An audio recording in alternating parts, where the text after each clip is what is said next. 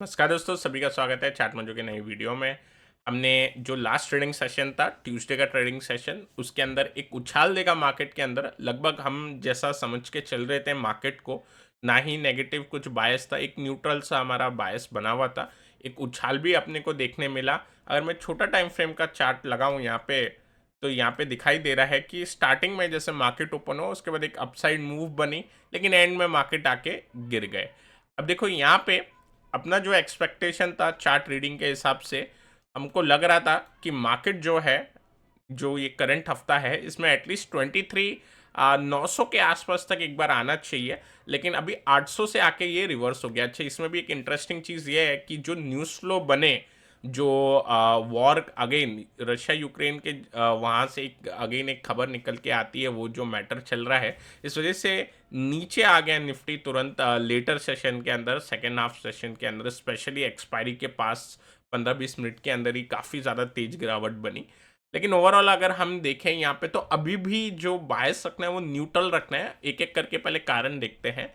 तो पहली बात, अगर मैं छोटा टाइम फ्रेम जाऊं और यहाँ पे हम एक अपसाइड मूव देखते हैं, तो यहाँ पे आपको एक टेक्निकली एक ट्रेंड लाइन भी दिखेगी। ये ट्रेंड लाइन टूटी और वन वे ऊपर गए। इसके बाद दो तीन चीज़ हम बोल सकते हैं यहाँ पे फैक्टर हो रही थी। एक तो महाराष्ट्र के जो करंट इलेक्शन है, अभी एग्जिट पोल भी आ गया है और बीजेपी लेड गवर्नमेंट ही जीतते हुए दिखाई दे रही है महाराष्ट्र के एग्जिट पोल के अंदर। लेकिन एक्चुअल हम आई थिंक मार्केट जब भी एक बार फाइनल फैक्टर करेगा जब एंड रिजल्ट आएंगे, क्योंकि लास्ट टाइम की जैसे एग्जिट पोल के अंदर थोड़ा ऊपर नीचे हो गया था। बट फिर भी यहाँ पे लग रहा था कि जो अप मूव बनी, ये कहीं ना कहीं एग्जिट पोल मतलब बीजेपी की करंट जो गवर्नमेंट है वही आएगी, वो उसको फैक्टर इन करते हुए थोड़ी सी ये अप मूव बन रही थी। बट यहाँ पे एंड में क्या हुआ, खबर आ गई कि जो यूक्रेन है वहाँ से हमला हुआ है रशिया की ओर पे, और खासकर कुछ तो भी लॉन्ग रेंज मिसाइल और ये सब खबर बनी, तो उससे मार्केट पैनिक करके नीचे आ गया। अच्छा, जब ये पैनिक हो रहा था, तो इंडिया विक्स के अंदर भी हमें एक अपटिक देखने मिला। जब ये न्यूज़ फ्लो बना, तो यहाँ पे जो हम देख रहे हैं शार्प स्पाइक 14.3 से सीधा 16.18 हो गया। और ये इसलिए होता है क्योंकि पुट बाइंग काफ़ी बढ़ गई जैसे ही खबर आई। अब खबर आने की वजह से ऐसा लग रहा था कि जो भी लॉन्ग पोजीशन बनी थी वो थोड़ी अनवाइंड हो गई। यहाँ पे हमारा जो एक्सपेक्टेशन हो रहा था वो 23,900 का था इस हफ्ते के लिए। एटलीस्ट ऐसा लग रहा है कि एक बार टच करके फिर नेक्स्ट मूव बननी चाहिए। लेकिन अब ये खबर के कारण क्या हुआ, अब वापस कंफ्यूजन हो गया। लेकिन अब मैं अगर डाउ देखता हूँ, तो डाउ जो अब हम सेकेंड पॉइंट देखते हैं कि आई थिंक मार्केट इस सबको एक बार पचा लेगा, क्योंकि डाउ जो है सेम मूव हमें डाउ पे बनती हुई दिखी। ये रही डाउ की मूव जिस टाइम हमारे मार्केट के अंदर जब खबर बनी, यहाँ पे फर्स्ट लेग ऑफ सेलिंग, और जब हमारे मार्केट फिर से गिरे तो सेकेंड लेग ऑफ सेलिंग। लेकिन उसके बाद डाउ कहीं ना कहीं ऊपर आके रिकवर करता हुआ दिखाई दे रहा है। तो सेकेंड पॉइंट ये रहेगा कि अपना जो निफ्टी गिरा भी, लेकिन उसके बाद डाउ के अंदर रिकवरी दिख रही है। इसका मतलब ग्लोबल मार्केट ने डाउन मूव एक बार फैक्टर कर ली है। इससे हम ये अब अनुमान लगाएंगे कि नीचे की साइड अगर निफ्टी जाएगा तो वॉर के जो सिनेरियो चल रहे हैं आई थिंक उससे कम थोड़ा जाएगा। आई थिंक वो मार्केट ने एक बार फैक्टर कर लिया है वापस। लेकिन कुछ ना कुछ गवर्नमेंट का जो अभी एग्जिट पोल निकला है महाराष्ट्र स्टेट इलेक्शन का, इसका फाइनल रिजल्ट पे कुछ अगर गलत निकलेगा तो फिर एक ब्रेकडाउन के चांसेस है। तो अभी भी मुझे सेम ही लगता है कि नेक्स्ट ट्रेडिंग सेशन के अंदर 23,350 शायद प्रोटेक्टेड रहे, और इस वजह से अगले सेशन के लिए भी एक न्यूट्रल सा ही व्यू लेके चलेंगे। और निफ्टी की एक्सपायरी भी है, तो 23,350 यहाँ पे प्रोटेक्टेड रहना चाहिए। ऊपर के साइड की अगर मैं बात करूँ तो मेरे हिसाब से 23,900 तक की एक रेंज है, और ऊपर की रेंज एक बार टेस्ट हो सकती है। एक बार वापस से पॉइंट बनेगा कि मैक्सिमम ये 800 तो हर्डल बनेगा एक्सपायरी के हिसाब से। लेकिन मुझे लगता है कि ये जो 900 वाला एक है 23,900, वो एक मेजर हर्डल बनेगा। तो ऊपर की रेंज टेस्ट होने की ज़्यादा पॉसिबिलिटी है, बल्कि नीचे की रेंज टेस्ट हो। ठीक है, तो निफ्टी पे ये लेवल काफ़ी क्लियर है। बैंक निफ्टी से मेरे को लगता है चार्ट देखे कि ये सरप्राइज कर सकता है बैंक निफ्टी, क्योंकि अगर मैं यहाँ पे निफ्टी आईटी का चार्ट देखूँ, surprise on the negative side, Nifty IT का अगर मैं यहाँ पे चार्ट लगाता हूँ, तो यहाँ पे क्लियर दिखाई देता है कि निफ्टी आईटी ने एक रिकवरी की कोशिश की, सी दिस।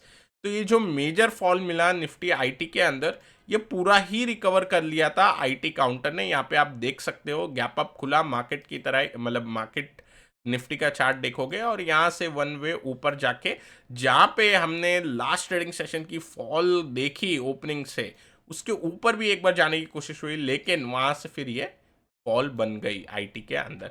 बट इस बीच जो बैंक निफ्टी है, कहीं ना कहीं ये लग रहा है कि ये बैंक निफ्टी 49,600 के नीचे अगर जाता है, क्लोजिंग देता है, तो 1,000-1,500 पॉइंट आगे निकल सकते हैं। तो बैंक निफ्टी पे थोड़ा सा नेगेटिव बायस रह सकता है, थोड़ा सा, बट स्टिल यहाँ पे अपर रेंज जो है वो क्लियर है काफ़ी। 52,500 है और कल के हिसाब से अपर रेंज रहेगी 51,500। ये एक अपर रेंज बननी चाहिए बैंक निफ्टी की। लोअर साइड पे अगर हम बात करें तो 49,000 से 49,800 से लेके 50,000 का ये जो एरिया है, ये एक सपोर्ट की तरह काम करना चाहिए, लेकिन थोड़ी सी रेंज बड़ी हो सकती है। अब मिड कैप निफ्टी की बात करें तो ये थोड़ा ज़्यादा मजबूत था मिड कैप निफ्टी। अगर आप देखोगे निफ्टी नेगेटिव में आके क्लोज हो गया, बैंक निफ्टी ½ % ही ऊपर था, लेकिन मिड कैप निफ्टी जो है उसने क्या किया है, स्ट्रॉन्ग अबाउट 1% ऊपर की क्लोजिंग दी है। तो यहाँ पे अब जो लग रहा है सबसे पहला जो मूव बना सकता है ऊपर जाने के लिए फिलहाल, वो मिड कैप निफ्टी लग रहा है। यहाँ पे मैं एक फॉलिंग ट्रेंड लाइन ड्रॉ कर देता हूँ। आने वाले समय पे इसका ये अपर जो रेजिस्टेंस पॉइंट है ये टच कर सकता है। अब दोस्तों इसमें दो सिनेरियो अगेन बनेंगे। एक तो ये बनेगा कि ये थोड़ा साइडवेज हो जाए और क्योंकि लाइन नीचे आ रही है एक हल्का सा अप मूव दे दे तो लाइन यहाँ पे ही पहुँच गई, या फिर धीरे धीरे धीरे करके हम थोड़ा सा और ऊपर जाके यहाँ पे टच करें। तो दो पॉसिबिलिटी बन सकती है।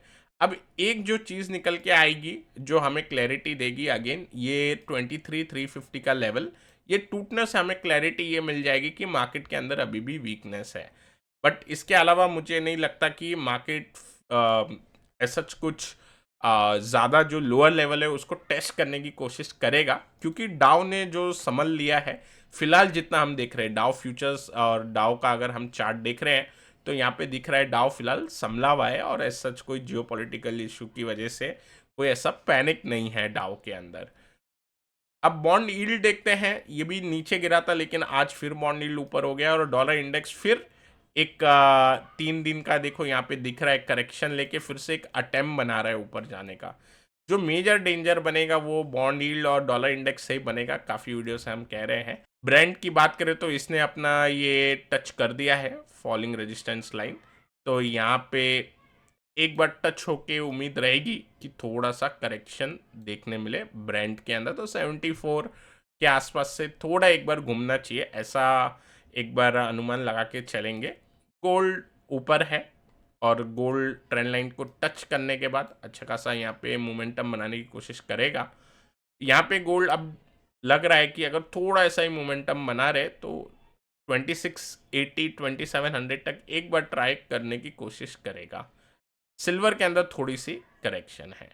दोस्तों अभी मार्केट के अंदर अगर हमें कुछ व्यू लेना है, स्पेशली अब थर्सडे के दिन निफ्टी की एक्सपायरी है और फ्राइडे को अगेन सैटरडे के जो रिज़ल्ट रहेंगे, 23 तारीख को फाइनल रिज़ल्ट अपने को देखने मिलेंगे, तो सैटरडे आता है। तो अगेन ये जो 2 दिन है मेरे हिसाब से थोड़े वॉलेटाइल रहेंगे, लेकिन वॉलेटिलिटी के अंदर मैं थोड़ा साइडवेज जैसा बिहेवियर ही एक्सपेक्ट करूँगा। ये हमारा जो साइडवेज का एक्सपेक्टेशन जो है वो काफ़ी, मतलब 2-3 ट्रेडिंग सेशन से हमारा बना हुआ है कि साइडवेज होने के आसार ज़्यादा है और नीचे वाले लेवल टूटने के आसार फिलहाल कम है। लेकिन क्योंकि बॉन्ड यील्ड और डॉलर इंडेक्स डराते हैं बार बार ब्रेकआउट, एक बार वो तैयार हो रहे हैं, इसीलिए फिर न्यूट्रल सा व्यू ही पकड़ के हमें चलना होगा। तो दोस्तों मैं आशा करता हूँ आपको ये वीडियो पसंद आया होगा। पसंद आया तो लाइक करें, नए हमारे चैनल पे तो सब्सक्राइब करना ना भूलें। Till then take care, I will meet you in the next video.